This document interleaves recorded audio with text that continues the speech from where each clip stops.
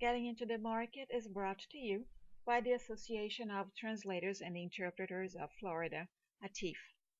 We are dedicated to promoting professional recognition and growth opportunities to TNI professionals in the state of Florida, and we are a proud chapter of the American Translators Association. Welcome to Getting into the Market. Thank you for coming back. If this is your first session, I am Giovanna Lester. This is our third installment in a four-part series, and we're going to talk about your resume, letterhead, and business card. The material I show will have different looks. I chose this approach to give you something to critique, and you can apply what you observe to your own materials. Again, you'll be able to download the video, so don't worry about taking notes. Just follow me. Creativity is going to land you clients. Be aware of your skills, submit them in an interesting and persuasive manner. Focus on your strongest skill. Use language used by your clients themselves when promoting your services. Now, the quality of your services is what is going to keep your clients coming back to you. You are an entrepreneur, and your most important product is yourself. How do you go about selling yourself? Visit your prospective clients' websites, read their advertisements, read wanted ads in the field to familiarize yourself with their lingo.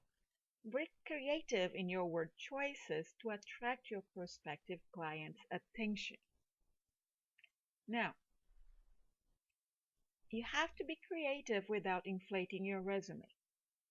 Those are not conflicting concepts. Just look at the slide. Compare specialized in banking and finances versus experienced in the translation of prospectuses, literature, and correspondence related to private banking features and other financial instruments. The message is the same. Version 2 is more elaborate. When you speak your customer's language, be it in their actual language, Japanese, German, Portuguese, etc., or by using words they are familiar with, you reach them faster and at a deeper level. You have to take that into consideration. And resumes have three main parts: the header, the body, and the footer. The actual content and its placement will vary. Many agencies already use online forums to streamline the information they receive, and make time then to visit a few sites and see what type of information these agencies are collecting. That can help you organize your own resume.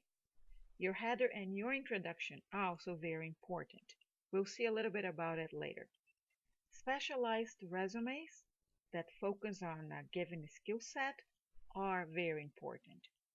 In my translation resume, I touch only briefly on my interpreting experience and vice versa.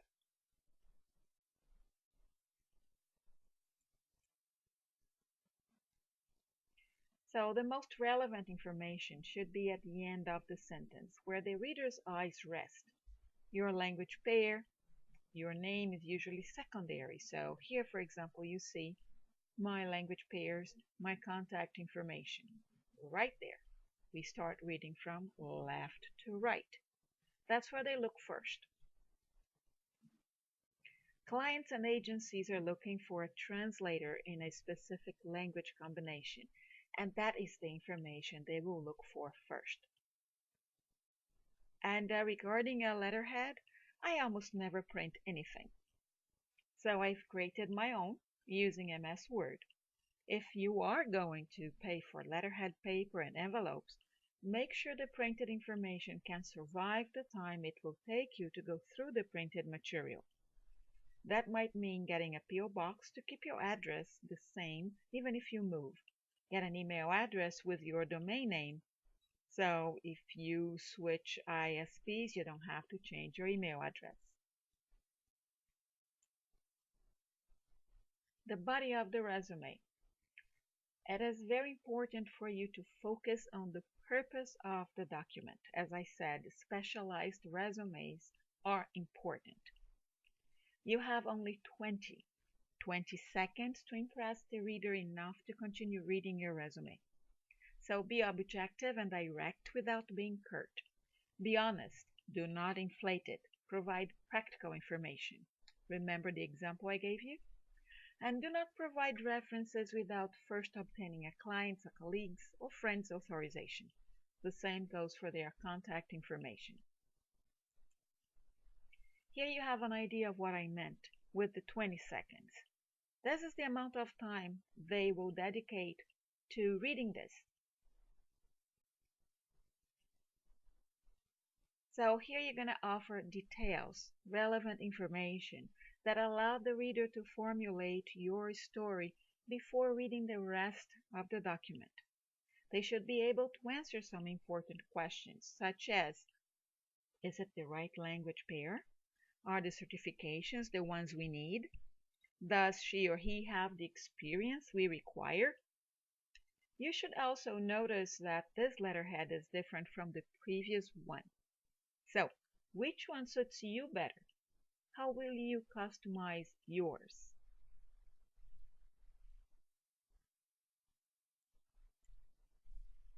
Following these URLs, you'll be able to see some examples and some ideas of different resumes. You'll be able to get a lot more information, more detail there. And one more thing, it's important to take into consideration your client's culture as it regards to hiring practices. For example, if I were bidding for a position in Brazil, an assignment there, I would translate my resume, have a Brazilian colleague go over it and make suggestions before submitting the document. We know that in the US, for example, resumes are supposed to be short and very little personal information should be provided.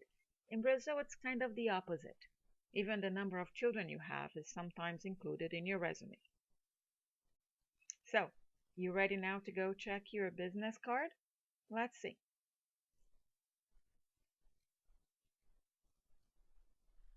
So look at this card. Does it look familiar to you? Well, the font, colors, and logos in this card are similar to the first letterhead I showed you. That creates the visual link I had mentioned before. And this can also be used on your website. And this is the essence of branding. What you see on the bottom right corner of this slide, for example, is a sample of branding. In line with this thought, your website, your resume, business card should have the same flavor. A link that identifies you. Some of my colleagues have different photographs for the background on their business cards. However, they maintain the same font, the same layout, and they change colors according to their logos. This way they maintain their identity. You see that the font, logos, and cards are the same as in the letterhead, but they are not necessarily the same information I have on the little stamp on the corner here. Again, that's for you to critique and choose what you consider to be the best. What would you change in this card? Write that down. What do you like about it? And apply those observations to your own card.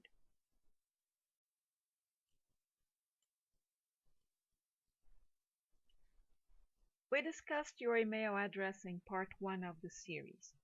Let's talk a little bit about your email signature now. This is another opportunity for you to market yourself, and that's very important. So make use of hot links to other sites.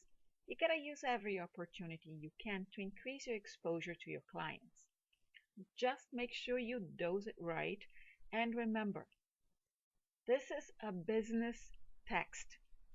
So no religious messages, no political commentary, no controversial subjects unless that's your business. Okay? You can place links to your LinkedIn, ATA, Najit, Abrates, Pros, Translators Cafe profile, anything you want. Okay, that's related to your professional performance. In my signature, for example, I have a link to a paper I wrote about a conference that I organized. This here is a picture, but on my web email, this is an actual link that goes to the document.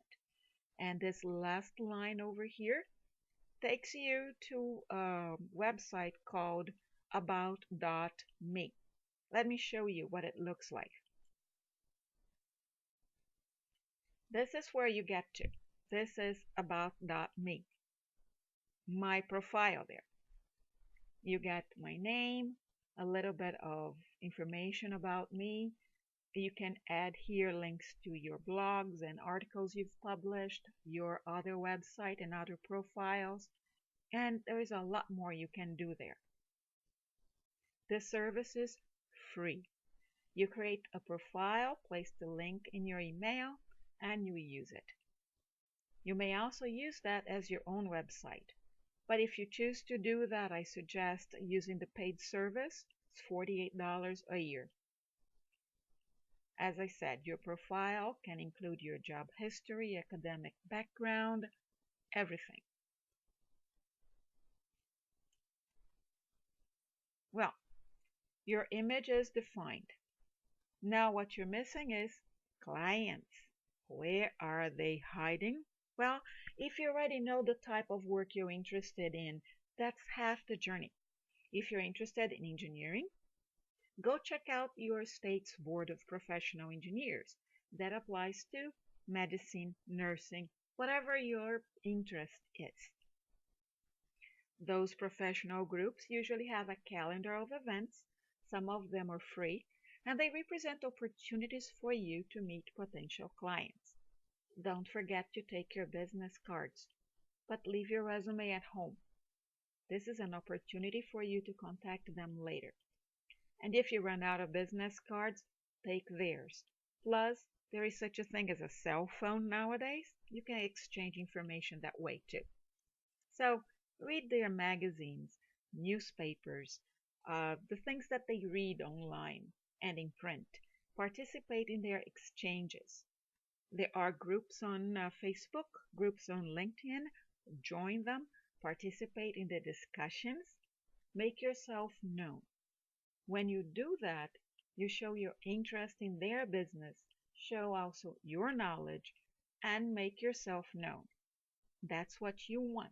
So, think like your client, read what they read, attend their meetings and other events they attend, participate in online and print discussions, identify the companies you'd like to work for, and check them on social media.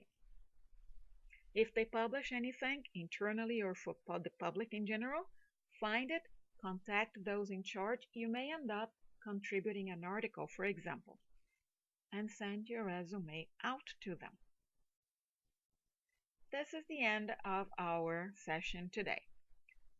The next time we meet is going to be our last time, and we'll be talking about the anatomy of a project, exchanges with your clients, and a little bit about networking. So don't forget to send in your comments, questions. If you have any suggestions for our next session, I can add something to it. Let me know. Get back to me. Thank you.